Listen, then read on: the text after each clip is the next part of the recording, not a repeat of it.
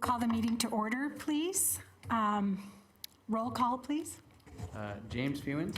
Here. Diane Vanderwell. James Barnes. Here. Sarah Chavilicek. Here. Larry Chesney. Here. Mark Johnson. Here. Kathleen Taylor. Here. And Peter Gower. Here. Thank you. Salute to the flag. Commissioner Gower.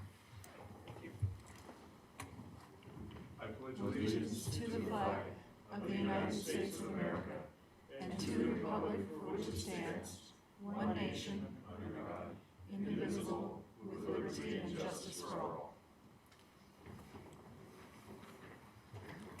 Thank you. Possible motion to approve the agenda? Move to approve. Commissioner Gower, Second.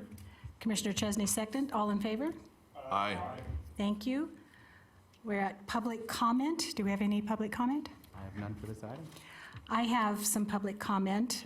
It's with deep sadness that I was just alerted that tonight's meeting is the last meeting for both Kim and Lauren.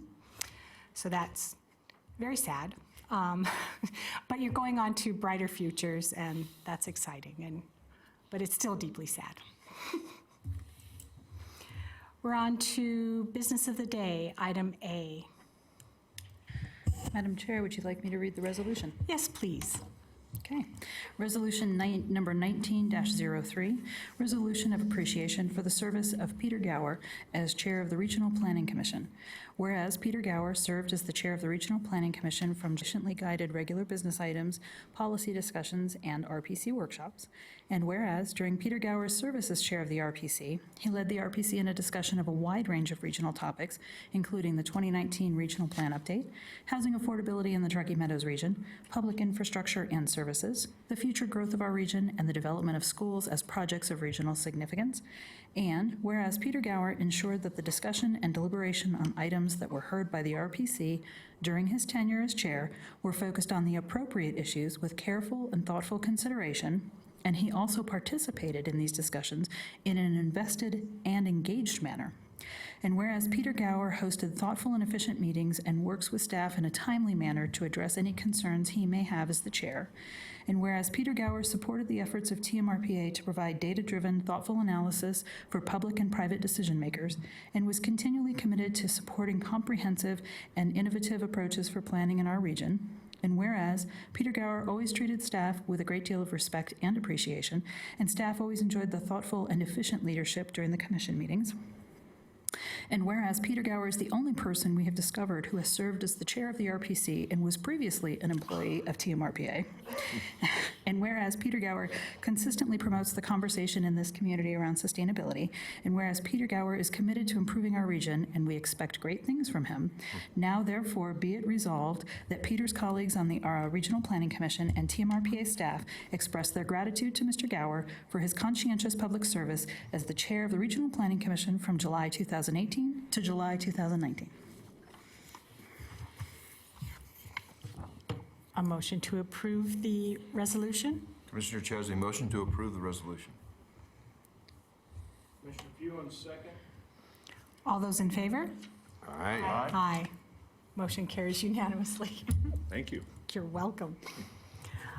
We're now at item 5B, presentation discussion of possible action regarding the 2019 Truckee Meadows Regional Plan Update.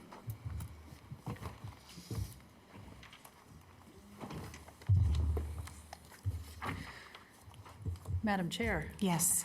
For this item, you will be hearing from myself, Nate Kusha, and Lauren Knox regarding the draft 2019 Truckee Meadows Regional Plan Update.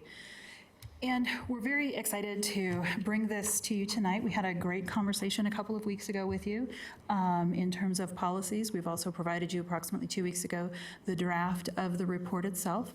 As you know, we've spent a lot of time working on this with a lot of different folks. We've got a lot of organizations and entities that are participated in the process.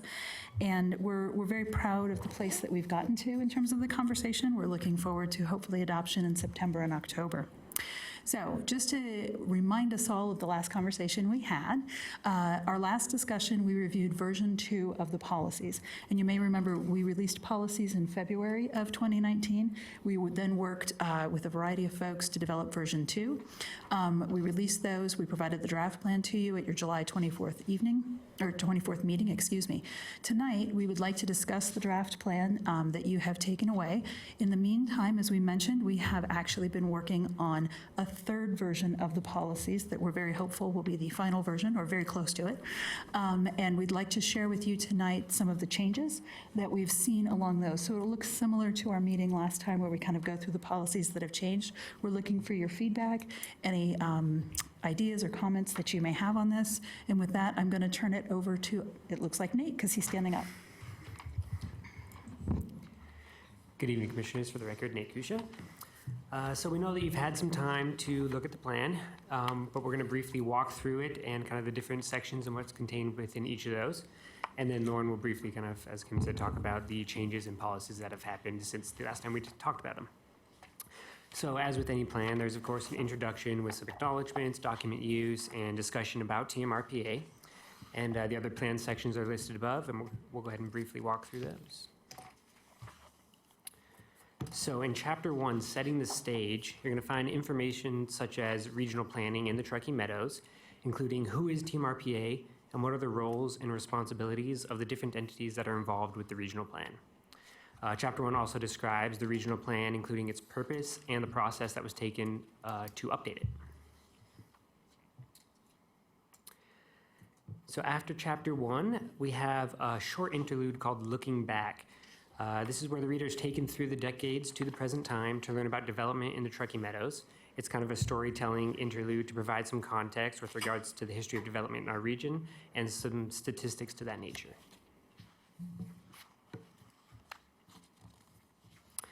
Then we have Chapter 2, entitled Regional Vision for Growth.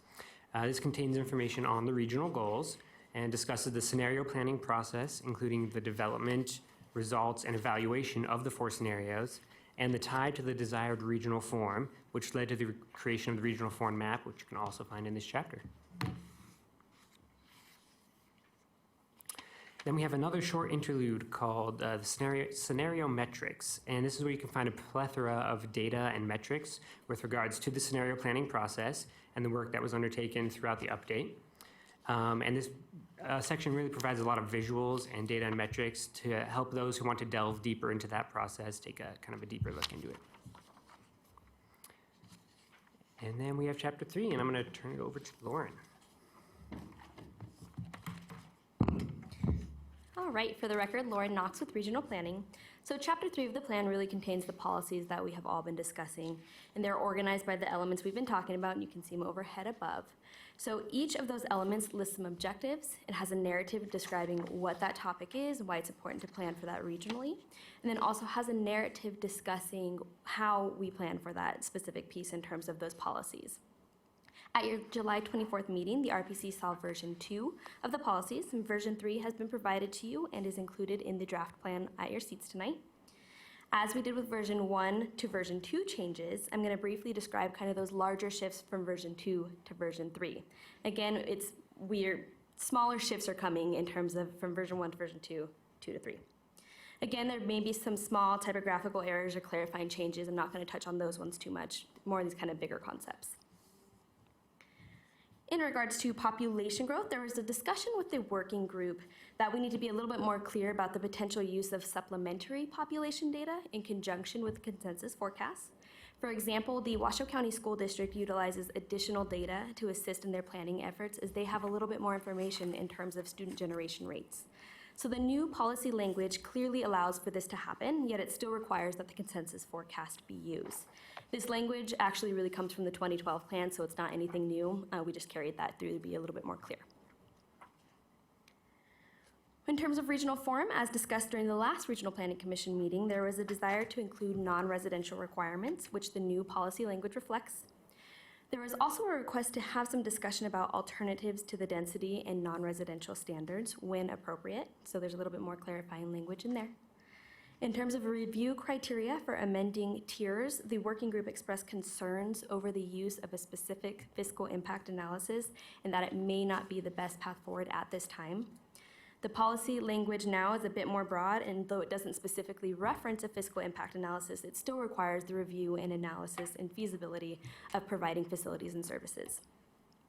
We also changed the compatibility review language, which is that last policy in the regional forum section, to ensure that local government master plans address compatibility of land uses and be a little bit more direct in terms of what we're looking at for conformance review in terms of compatibility. With regards to public facilities and services, there was discussion about broadening out the language of the table of facilities and service standards with regards to transportation specifically, and ensuring that we're talking about multimodal forms of transportation, not just roads. So the previous iteration, we just talked about roads. This kind of broadens that out a little bit. We also touched on the review of adequacy and feasibility of facilities and services in the regional forum section. It's carried through in the public facilities and services section. For natural resources, the working group had a bit of discussion on some clarifying items, but overall, the policies really remained mostly the same there. For regional coordination, the working group had a bit of discussion on the spheres of influence policy, and we worked a bit to clarify that policy and also ensure that we are meeting state statute and looking at master plan amendments as they relate to sphere of influence amendments, as these items are really interconnected. The translation table is still included to help guide master plan amendment requests and helps to provide an understanding of how substantial an associated master plan amendment request is. All right, so the next chapter after chapter 3 is called Moving Forward, and this section of the plan is really intended to be a wrap-up and recognizes that though this regional plan really focuses on the Truckee Meadows region, we are part of a wider region as well. Right, then there's some appendix material which really contains that supplemental information that can help the reader better understand certain aspects. It contains things like definitions, the project of regional significance guidelines, and the fully adopted consensus forecast. All throughout the plan, as you've probably already seen, there are a variety of call-out boxes. So these contain things like quotes from our oral history project or some of those key engagement pieces and some of the survey findings that we had. There are also other references in there. You'll see a variety of types. And then in terms of next steps, so we're really in the review of the draft plan kind of period. So the Planning Commission and the working group received the draft plan on the July 24th date. Now there's another one in front of you. These things are kind of happening simultaneously, but really it's just the small typographical pieces. We really wanted to bring you kind of down this path with us. The Regional Planning Governing Board also received the plan at the August 8th meeting, and we're going to be hosting some small group meetings with the elected officials and their local government staff. We are also going to begin some stakeholder review of the draft and some public review of the draft. That'll be things like some more lunch and learns, community conversations, going out to certain groups. And we are still on track for September to finish that public review and the final adoption. If you have any questions, we're happy to answer them. Are there any questions from commissioners?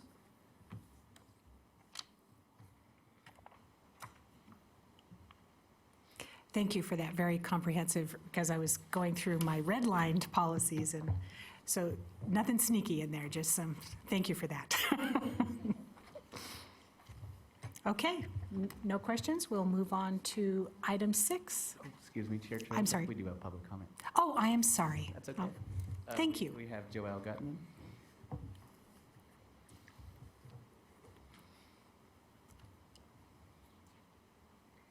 Hi, good evening, Commission. My name's Joelle Gutman, and I'm the Government Affairs Liaison for the Washoe County Health District. I'm here to make public comment regarding the 2019 Truckee Meadows Regional Plan update. On behalf of the Washoe County Health District, we urge that the Regional Planning Commission incorporate essential pieces from the regional strategy for housing affordability in your regional plan update. We hope that this commission continues to voice to the governing board, your elected officials, and your own entities that this is what our community needs to address housing affordability throughout the region.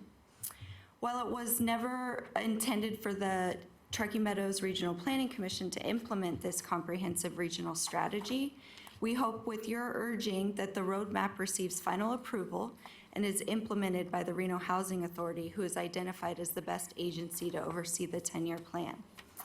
This regional strategy is a toolbox of incentives and opportunities for each jurisdiction's individual use as appropriate. We encourage your continued advocacy for its approval. And then additionally, but not separately, we're here today to advocate that the elements of our Ozone Advance program be incorporated in your plan. We are hopeful that the plan reflects the goals of the Ozone Advance Plan resolution that you adopted in 2016. Smart strategies in the planning and development of the Truckee Meadows are essential steps to improving our air quality. Based on our latest ambient air monitoring data, we currently do not meet the health-based federal ozone standard.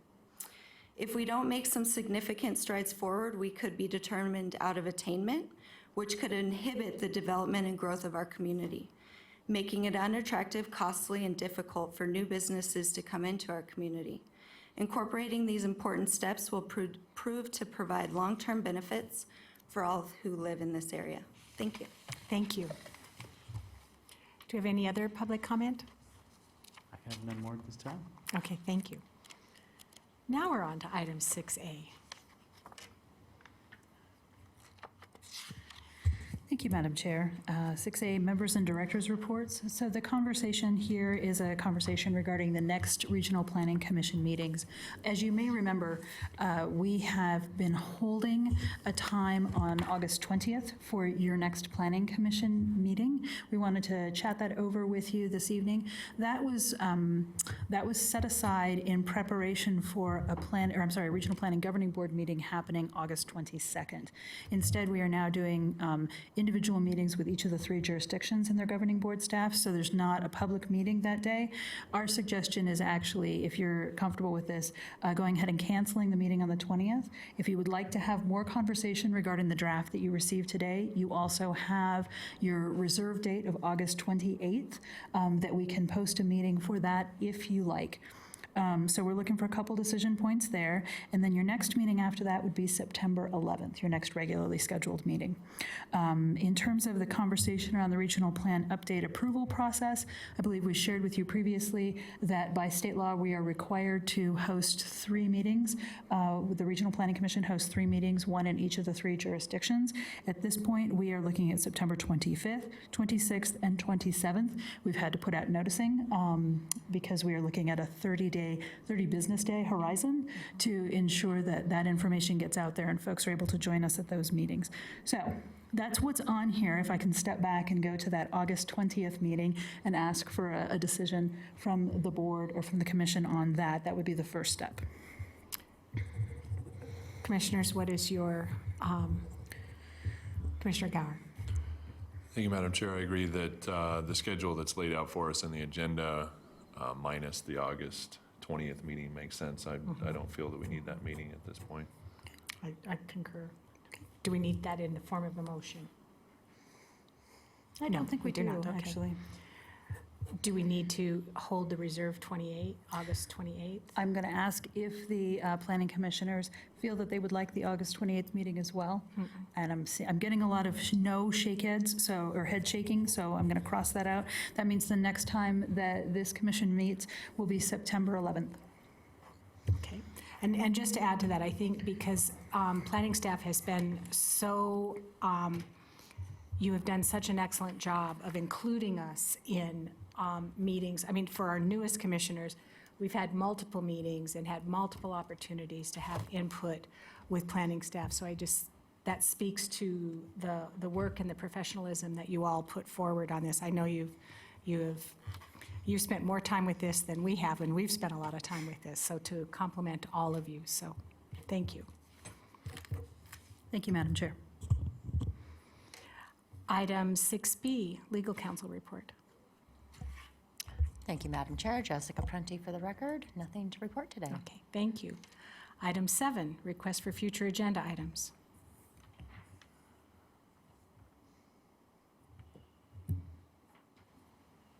Okay, item 8, Public Comment. I have none. Any public comment from the board? I just welcome our newest commissioners. Written correspondence?